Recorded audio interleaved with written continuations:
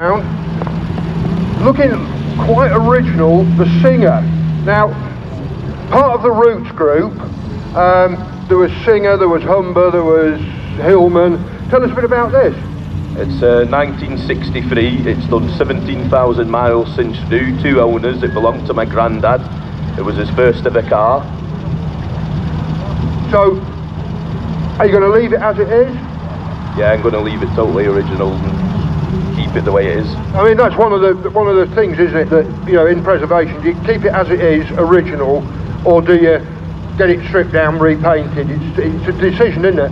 Yeah, I mean, I prefer everything 100% original myself. No, absolutely, and it looks and sounds fantastic. You enjoy driving it?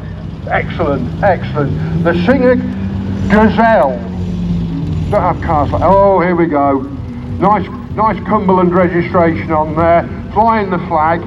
The car that your mother didn't want you to be seen in was the advertising, wasn't it? I don't know. Yeah, it was. Yeah, it was. MGB GT. Tell us a bit about it. It's 1972. It's poured out to 2 litre. It's basically my daily. It's my newest of my old cars, and we come from Cheshire, so it's good for going up and down the motorway. And they are fun to drive, aren't they? And it's got every bill receipt since it was made, so that's why I brought it. Absolutely lovely to see, and it's the pre-American one because it's got the chrome bumpers rather than the big rubber bumpers. Absolutely lovely, that. The car that shouldn't be here, nice to see you again. Yeah, it only seems like yesterday. So tell us a bit about this one.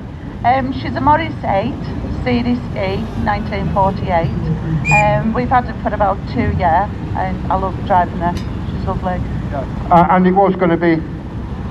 It was going to be sold on. My husband bought it, but when he brought it home, I fell in love with her, and I said, no, I'm going to keep her. You enjoy driving it? I love driving her. She's really nice to drive. And with modern traffic and such like, how do you manage?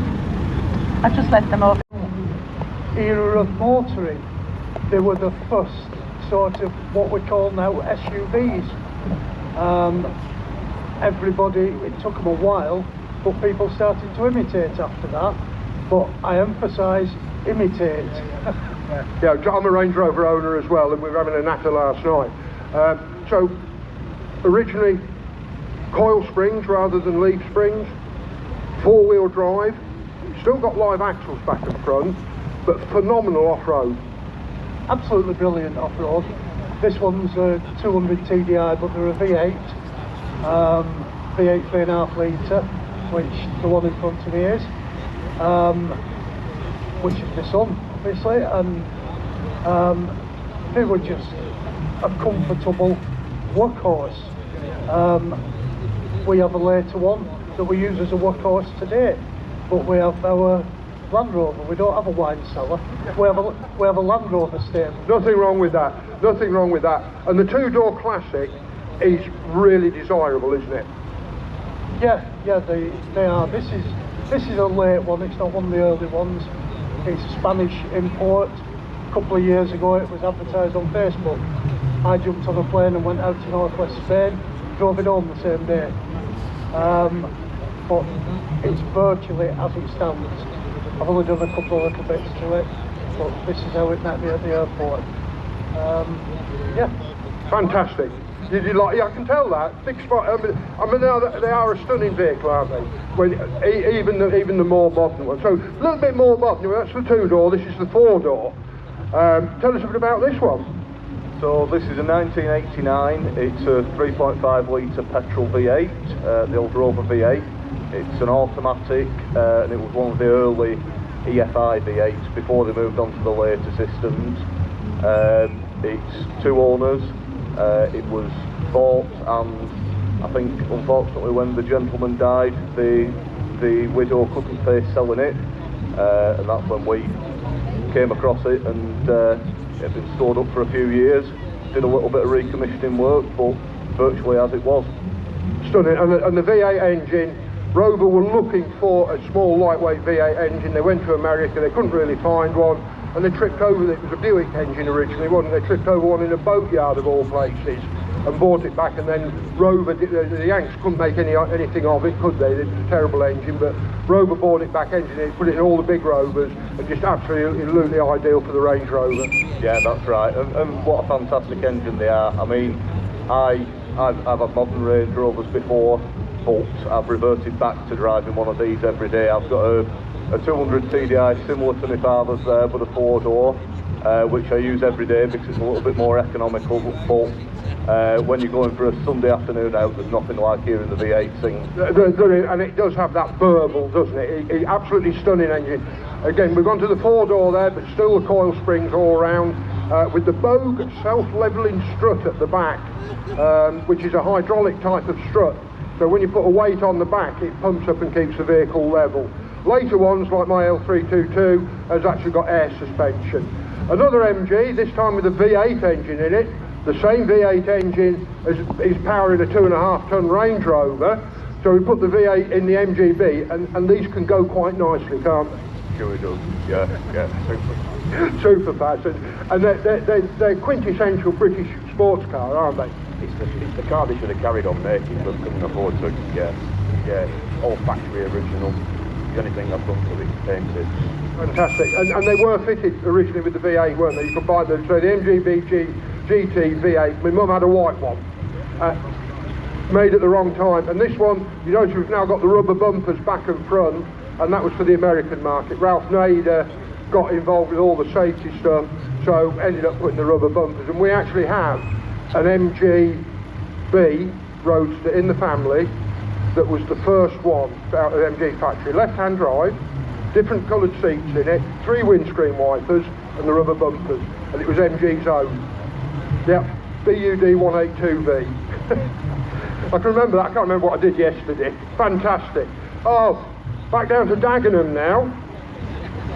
The Ford Motor Company with the Ford Consul. Classic. So tell us a bit about this. 1963 Ford Consul Classic, only about 35 left, 2-door, 1500cc. They started with a 1340, but that kept throwing crankshafts. It was only a 3-bearing crank, so they put the 1500 5-bearing crank in, and it's now a very good engine. Do you enjoy driving it? Absolutely love it. So Ford's theory, wasn't it, was to try and put an American car into the British market? Yep, correct. That's what this car is all about. It's all about bringing American style into England. Yeah. Hence the slope at the front, the wings on the back.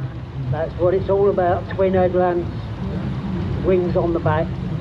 This was supposed to come out at the same time as the Anglia, but they didn't like the upright wings on the bigger car, so it took them 2 years to redesign the back end.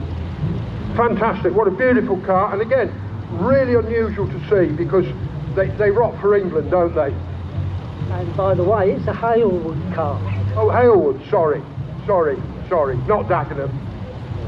They've moved from Dagenham up to Halewood, where they're still producing cars now. Yeah, fantastic.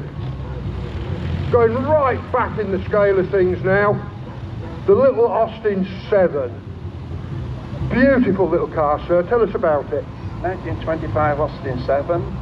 We've owned her for 59 years now. You don't look old enough. I am. Sure you are that. We've done 2 Land's End to John O'Groats runs in her. We've been to Denmark and Northern Germany. Wow, and nice to drive. Yeah, easy to drive apart from the brakes. Yeah, easy to drive apart from the brakes. So the Austin 7, was it 900cc engine?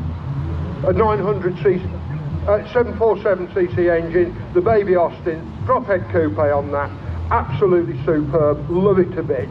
Thank you so much for bringing it round. And if you have a look in that, you'll see a thing on the steering wheel that's advance and retard, and the throttle.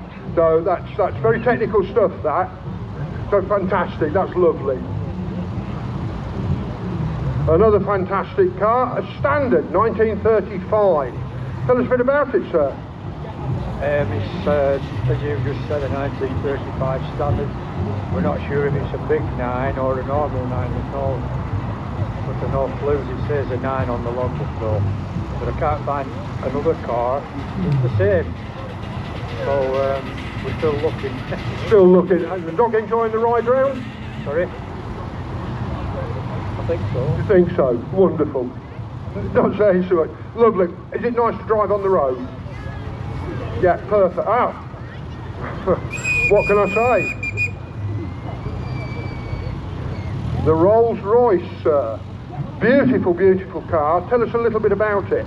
This is the Spirit One. It's a 1984. It's a follow-on from the Shadow 2. So it has exactly the same interior as the Shadow 2. It's just that it's different coachwork. Same engine, same 63-quarter engine. And when Rolls-Royce was asked what the power output was, the answer was adequate, wasn't it? Adequate. 245 volts. Right, out of 6. Not enough, no. The big car. What they like to run? They're not that expensive. If you start to complain about the price of paying for the repairs on them, then don't drive one. Simple as that. You can't afford it. Yeah, but as you say, reasonably affordable. Yeah. 5,700 for this. Well, it's an absolutely beautiful car, and following the spirit of ecstasy wherever you go. Absolutely lovely. Austin Healey, tell us a bit about it. It's a 1961 Austin Healey Sprite Mark II, 948cc. When it was first made in December 61, it was pink. Yeah, it's not pink anymore. Fun to drive?